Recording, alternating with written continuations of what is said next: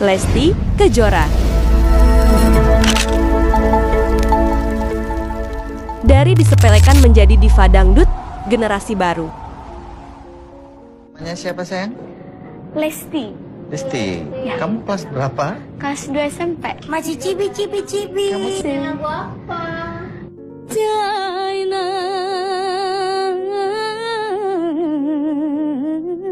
Kurang tinggi, kurang. Satu lagi. Naik satu lagi, Bang.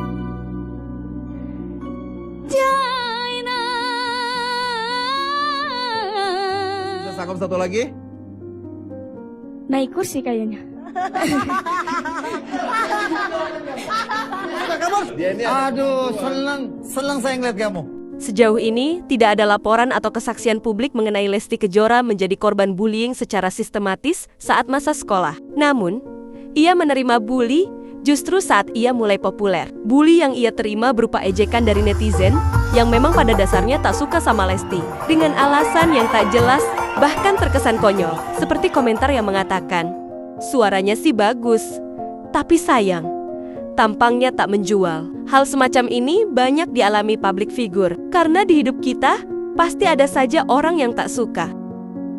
Dulu, banyak yang mencibir penampilan sederhana Lesti saat mengikuti The Academy. Wajah yang dianggap tidak komersil dan logat Sunda yang kental membuatnya diragukan. Namun suara khas dan keteguhannya menjungkir balikkan semua persepsi. Kini, Lesti tak hanya jadi penyanyi dangdut paling dihormati, tapi juga ikon fashion syari dan duta budaya. Kompas.com mencatat Lesti menjadi representasi perempuan muda yang menjaga nilai tanpa kehilangan daya saing.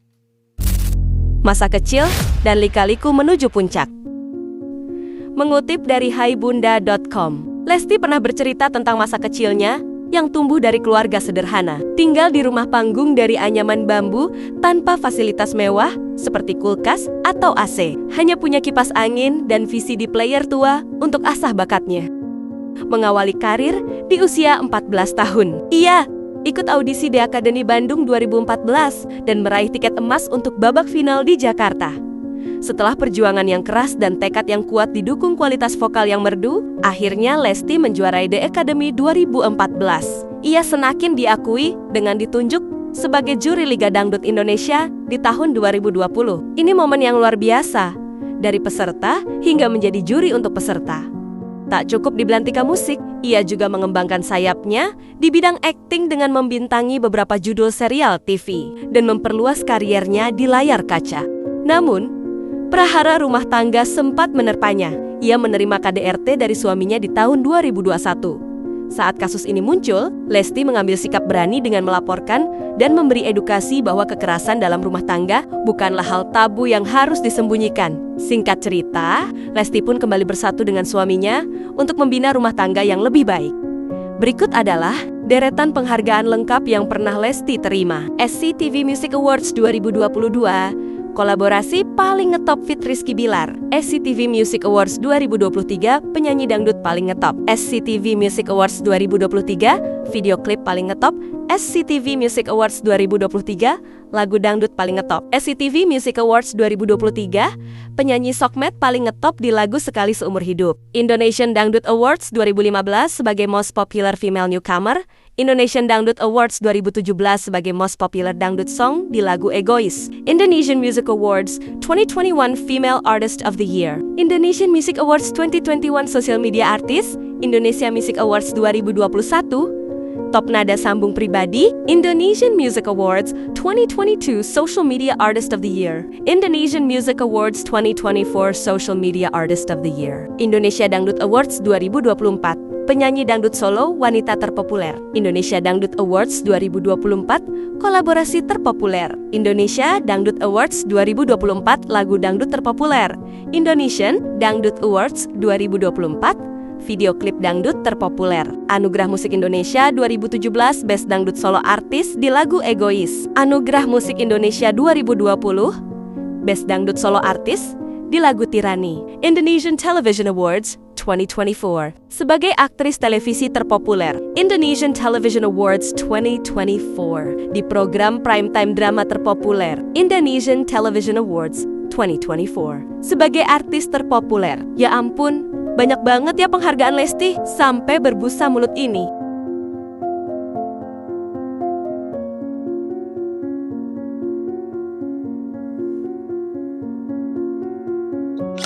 Verrell Bramasta.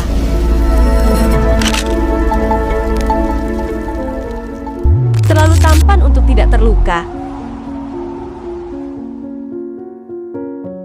Di layar kaca, ia tampak sempurna. Wajah tampan, tubuh atletis, gaya bicara tenang, tapi di balik ketenaran dan kamera yang selalu menyorotnya, Verrell menyimpan cerita yang tak banyak orang tahu tentang betapa menyakitkannya menjadi dirinya sendiri. Di sekolah, ketampanannya justru menjadi senjata untuk menyerangnya. Cuma modal muka, anaknya artis, pasti nepotisme, sok banget, gaya doang. Cuma menang tampang tapi otak nol. Kata-kata itu tidak hanya dilontarkan oleh orang asing, tapi juga datang dari teman-teman sekelasnya. Bahkan ada guru yang meremehkan. Ia dianggap tak punya kemampuan, hanya bayang-bayang dari nama besar orang tuanya. Semua pencapaiannya dipatahkan dengan satu kalimat sinis. Kalau bukan anak Vena Melinda, mana bisa dia terkenal? Tak hanya verbal, bullying yang Verrell alami juga merembet ke sosial media. Komentar jahat membanjiri unggahannya tentang tubuhnya, keluarganya, hingga kehidupan pribadinya. Setiap langkah yang ia ambil, selalu ada yang menanti untuk mencemooh. Ia hidup dalam tekanan, dalam ekspektasi yang membungkam, dalam sorotan yang tak pernah ramah. Namun, seperti besi yang dibakar untuk menjadi kuat, Verrell tidak patah. Ia memilih membangun jalannya sendiri, lewat kerja keras di dunia akting, ketekunan di bidang politik, dan keberanian berbicara tentang mental health. Ia menunjukkan bahwa ketampanan bukanlah identitas satu-satunya dan bukan alasan untuk meremehkannya. Kini, Verrell Bramasta adalah representasi dari generasi muda yang berani berdiri meski diserang, yang tetap lembut meski dilukai. Ia menyampaikan satu pesan yang jelas.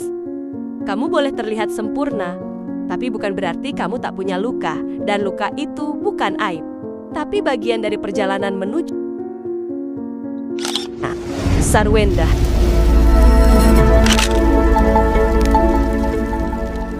Si ibu tangguh yang pernah dikeroyok dan dijadikan bahan lelucon.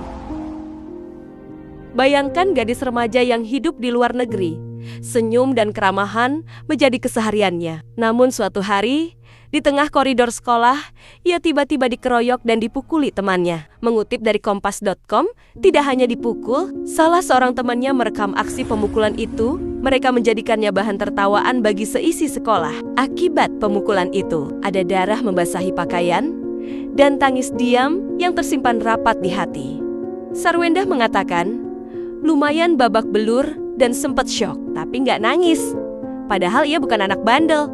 Justru ia sering membantu tugas teman dan guru. Namun, itu tidak menghentikan mereka yang merasa berhak merendahkannya. Lebih menyakitkan lagi, ketika ia berharap bantuan sekolah, pihak sekolah justru bungkam, menghindar dan menutup peristiwa, padahal ia dirundung teman se-origin.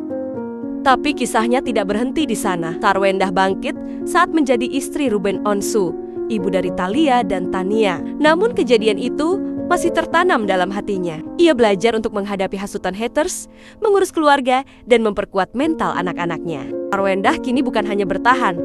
Ia menjadi simbol ibu mandiri yang tidak takut menghadapi kejadian masa lalu. Ia membentuk sebuah benteng dari rasa sakit agar tak ada lagi yang menjadi korban. Meskipun tidak mencatatkan penghargaan resmi dalam dunia seni atau hiburan, Sarwendah dikenal luas atas kiprahnya sebagai figur publik yang berani melawan perundungan secara hukum. Ia juga menjadi simbol ketangguhan perempuan dalam menghadapi tekanan sosial